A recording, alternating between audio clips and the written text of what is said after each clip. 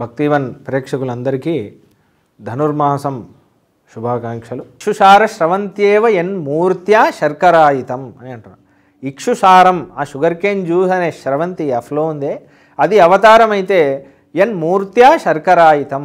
ఆ షుగర్ కేన్ని చక్కెర చేసుకుంటే ఎలా ఉంటుందో ఆ అవతారాన్నే మనం అవతారం యొక్క చక్కెర రూపమే గుడిలో ఉన్న స్వామి అని అంటున్నారు. ఇంకా చాలా ప్రమాణాలు ఉన్నాయి. ఉదాహరణకి శౌనక మహర్షి ఇంకో ప్రమాణం ఇస్తున్నారు. సురూపం ప్రతిమాం విష్ణు ప్రసన్న వదనేక్షణ కృత్యాత్మాన ప్రీతికరీం సువర్ణ రజతాదిభి తం వదేత్ తం ప్రణమేత్ తం జపేత్ తాం విచింతయేత్ విశత్యపాస్త దోషాస్తు తామేవ బ్రహ్మరూపిణాం అని అంటున్నారు. స్వరూపం ప్రతిమాం విష్ణు, మంచి రూపమైన ప్రతిమ విష్ణుమూర్తి యొక్క ప్రతిమ ఉందే అంటే విగ్రహం ఉందే, దాంట్లోనే మనం శ్రీమన్నారాయణని చూసినట్లయితే అసలు ఈయన వేరే ఆయన వేరే ఎందుకు అనుకుంటాం? ఈ ఉన్న స్వామియే కదా ఆయన. ఆయనకి వైకుంఠంలో ఉన్న స్వామికి విగ్రహంలో ఉన్న స్వామికి ఏదైనా తేడా ఉంటే ఆయన కంటే ఈయన తక్కువ అనొచ్చు. ఇద్దరు ఒకటే అన్నప్పుడు ఎందుకు తేడా ఉంది? ఆయన ఇవ్వగలిగేదాన్ని ఈయన ఇస్తాడు. ఈయన సాక్షాత్ పరబ్రహ్మం అని ఎరుగు అని శౌనక మహర్షి అంటున్నారు. కాబట్టి పురాతనంగా వచ్చే అనుష్ఠానమే ఇది. విష్ణు సహస్రనామంలో కూడా అర్చామూర్తి, గుడిలో ఉన్న అర్చామూర్తికని కొన్ని నామాలు ఉన్నాయి. ఉదీర్ణ సర్వతశ్చక్షు, అనీశ, శాశ్వత, శిర, దాని తర్వాత భూషయో, భూషణో, భూతి, విశోక, శోకనాశన, అర్చిష్మాన్, అర్చిత, కుంభో, విశుద్ధాత్మ, విశోధన అని ఈ నామాలన్నీ అర్చామూర్తిని గురించి చెప్పేవే. భూషయో, భూమిలో పడుకునేది ఎవరు? మన రంగనాథ స్వామియే కదా. శ్రీరంగంలో ఉన్న రంగనాథ అర్చామూర్తి స్వామియే భూషయో, భూషణో, భూతి, ఎప్పుడూ ఉంటాడు. శాశ్వత, అనీశ, శాశ్వత, స్థిర, స్థిరంగా అక్కడే ఉంటాడు, అక్కడిక్కడ కదలదు, అక్కడే ఉంటాడు. అర్చిష్మాన్, చేయడానికి తగినవాడు, అర్చన చేయడానికి తగినవాడు.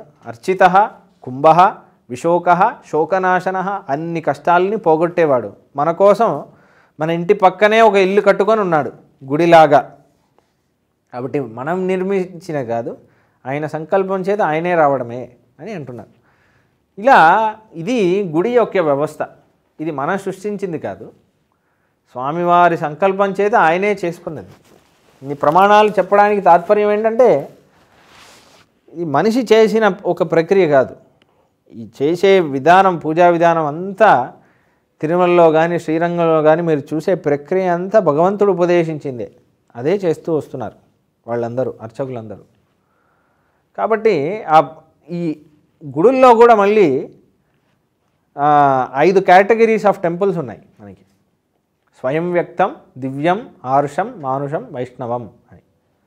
స్వయం వ్యక్తం అంటే స్వామి తానే వచ్చి స్వయంభుగా వచ్చిన క్షేత్రాలు. అంటే ఫర్ ఎగ్జాంపుల్ తిరుమలలో ఆ స్వామి తానే ప్రత్యక్షమయ్యాడు. అలా కొన్ని క్షేత్రాలను స్వయంభూ అంటారు, వాళ్ళని స్వయం వ్యక్తం అంటారు. దాని తర్వాత దివ్యం అంటే దేవతలు యాగం చేస్తే దేవతల్ని అనుగ్రహించడానికి స్వామి ప్రత్యక్షం అవుతారు చూడండి. ఉదాహరణకి కాంచీపురంలో వరదరాజస్వామి బ్రహ్మ అశ్వమేధ యాగం చేస్తే అశ్వమేధం నుంచి వచ్చారు వరదరాజస్వామి, ఆ యజ్ఞం నుంచే వచ్చారు స్వామి, ఆయన దివ్యం. దాని తర్వాత ఆర్షం అంటే మహర్షులు తపస్సు చేస్తే మహర్షులకు అనుగ్రహించాలని స్వామి ప్రత్యక్షం అవుతారు. అలా కొన్ని క్షేత్రాలు ఉన్నాయి. ఉదాహరణకి కాంచీపురంలో మనకి కాంచీపురం దగ్గర పഴేశీవరం అనొక మల ఉంది, అక్కడ అత్రి మహర్షికి ప్రత్యక్షమయ్యారు స్వామి. అలానే తిరువళ్ళూరు అనే ఒక క్షేత్రం ఉంది, దాంట్లో కూడా ఒక మహర్షికి ప్రత్యక్షం వీరరాఘవ స్వామి. అలా ఋషులకి ప్రత్యక్షం అయితే అది ఆర్షం. దాని తర్వాత మానుషం, మహారాజులు కొన్ని గుళ్ళన్నీ కడతారు, మన గుడికి ఈ దేవుడు కాపాడాలి అని వాళ్ళు కొన్ని గుళ్ళు కడతారు, అవన్నీ మానుషం. దాని తర్వాత వైష్ణవం అంటే మన ఊరు కదా, మన ఊరికి ఏదైనా గుడి ఉండాలి, స్వామి అనుగ్రహం ఉండాలి, గుడితో అసోసియేట్ అయితేనే మన జీవితం బాగుంటుంది అని అక్కడున్న లోకల్ ప్రజలే అనుకోని కడితే అది వైష్ణవం. కాబట్టి స్వయం వ్యక్తం, దివ్యం, ఆర్షం, మానుషం, వైష్ణవం. దీంట్లో స్వయం వ్యక్తమైన క్షేత్రాలే చాలా గొప్ప క్షేత్రాలు. వేదాంతేశులు వారు అంటారు ప్రధాన శతకంలో, వీలైనంత వరకు ఒక గుడి పక్కన ఎవడుంటాడో వాడే తపస్వి అని అంటారు. గుడి పక్కన వాడు భక్తుడు కాకపోయినా పర్లేదు, గుడి పక్కన ఉన్నాడు అనుకోండి వాడే తపస్వి. వాడికి ఉన్నంత భాగ్యం ఎవరికీ లేదు అంటారు. ఎందుకంటే మీరు గుడి పక్కన ఉన్నారనుకోండి, 8:30కి గంట కొడుతున్నారంటే మీ ఇంట్లో మీరు టీవీ చూస్తున్నా గంట కొడుతున్నారు, అయితే ప్రసాదం ఇదే అవుతుందన్నమాట, ప్రసాదం డిస్ట్రిబ్యూషన్ అవుతుంది. భజన చేస్తున్నాను అనుకోండి, ఇవాళ ఏకాదశి అన్నమాట. కాబట్టి మీకే తెలియకుండా మీ మనస్సులో ఒక తపస్సు జరిగిపోతుంది. తపస్సు అంటే ఏంటి? మళ్ళీ భగవంతుడి గురించి చింతన చేయడం. కాబట్టి ఆ గుడి ఉండడం వల్ల గుడిలో ఉన్న కార్యక్రమాల సౌండ్, అక్కడి నుంచి వచ్చే భక్తుల్ని వాళ్ళ చేతిలో ప్రసాదాలు అవి ఇవి అన్నీ చూస్తూ ఉంటే గుడిలో ఈ ఉత్సవం జరుగుతుంది, అది జరుగుతుంది అని మీకు దేవుడి మీద నమ్మకం ఉన్నా లేకున్నా మీ మైండ్ ప్యాసివ్లీ సబ్కాన్షియస్లీ దాని గురించి ఆలోచిస్తూ ఒక తపస్సు, ఒక పుణ్యం మీకు తెచ్చేస్తుంది. మీకే తెలియకుండా మీకు పుణ్యం సంపాదించి పెడుతుంది, ఒక అనుగ్రహం మీకు తెచ్చి పెడుతుంది. కాబట్టి అందుకే గుడి పక్కన ఉన్నవాడు వాడికంటే అదృష్టవంతుడు లేడు అని అంటారు. అందుకే మన సంప్రదాయంలో ఇందాకే చెప్పినట్టు శ్రీరంగం అనేది కోయిల్ అని అంటాం మన సంప్రదాయంలో.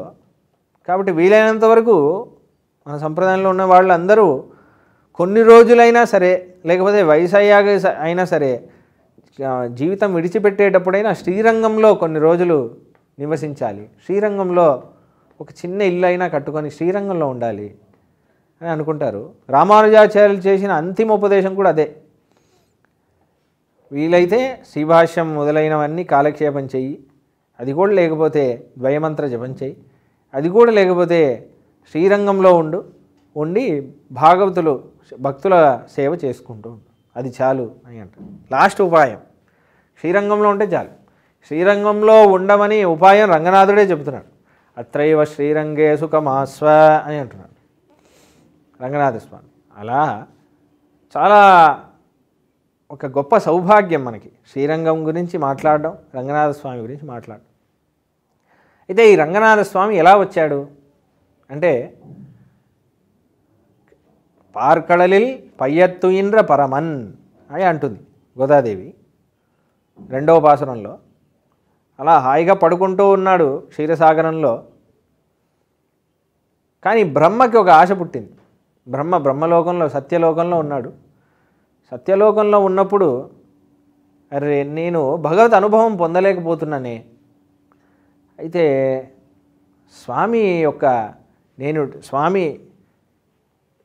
స్వామికి డైలీ నేను పూజ చేస్తూ, స్వామి ఒక చిన్న రూపంలో నా వద్ద ఉంటే డైలీ ఆయనకి పూజలన్నీ చేస్తూ భక్తి, ఆయన మీద ప్రేమ అంతా పొంది నేను ఆయనకు అటాచ్డ్గా అయ్యి చాలా ఒక ఆయనతో నేను సపరేట్ అవ్వలేనంత ప్రేమని నేను తెచ్చుకొని మంచి భక్తి చేయడానికి అవకాశంగా ఉంటుంది అని చాలా రోజులు బాధపడి స్వామిని వేడుకుంటాడు. సనాతన ధర్మం ప్రపంచానికి ఒక వరం లాంటిది. సనాతన ధర్మం యొక్క గొప్పతనాన్ని మేము untold stories from Hinduism, Vedic facts, ధర్మ సందేహాల ద్వారా మనలో చాలా మందికి తెలియని విషయాలు చెప్తూ జాగృతిపరిచే ప్రయత్నం చేస్తున్నాము. సనాతన గొప్పతనాన్ని చాటేందుకు వీడియోస్ను లైక్ చేయండి, అలాగే షేర్ చేయండి. సబ్స్క్రైబ్ చేయడం ద్వారా మాకు సపోర్ట్ ఇవ్వండి. అలాగే మీ అభిప్రాయాలను కామెంట్స్ రూపంలో పంచుకోండి.